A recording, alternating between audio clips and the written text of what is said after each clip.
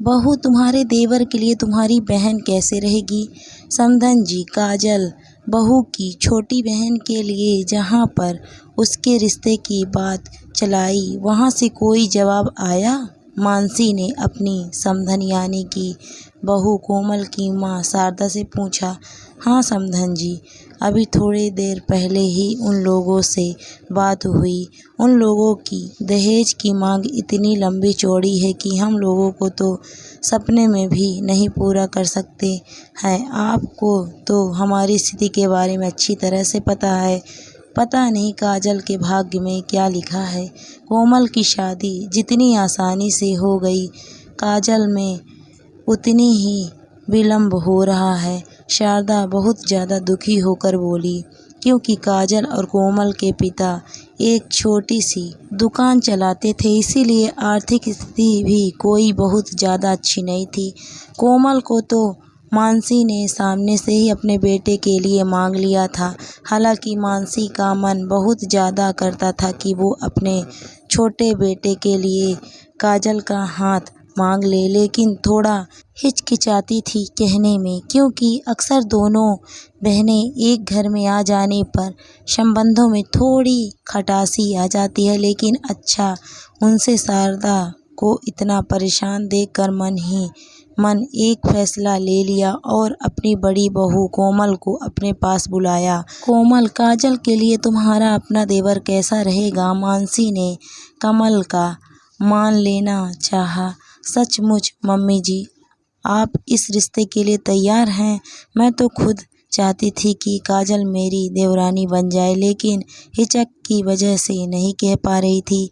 ये तो आपका बड़प्पन है कि आपने हमारे मम्मी पापा की परेशानी के बारे में सोचा, वरना कितनी जगह काजल की बात चल चुकी है। कभी दहेज तो कभी भाई का ना होना, तो कभी कुछ आड़े आ जाता है, लेकिन आपने तो सचमुच उनकी समस्या हल कर दी। कोमल तो बहुत ज़्यादा भावुक होकर मानसी के गले लग गई और थोड़ी ही देर बाद, समधन जी, अगर आप मेरी एक बात मानिए तो कहूँ? मानसी ने अपनी बात फ़ोन पर ही शारदा के सामने रखते हुए कहा। हाँ हाँ बताइए समधन जी, आपकी हर बात सिर माथे पर। शारदा मानसी से हुलस कर बोली, क्योंकि वो मानसी का बहुत ज़्यादा सम्मान करती थी।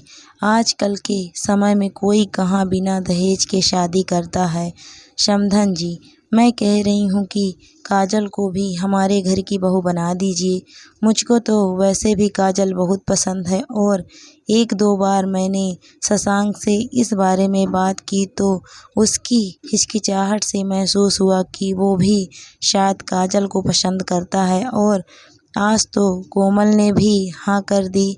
मानसी अपनी बात रखते हुए बोली, अरे समधन जी, इससे अच्छी बात तो कोई हो ही नहीं सकती। सोचा तो मैं भी कई बार, लेकिन हिचक के वजह से नहीं कह पाई।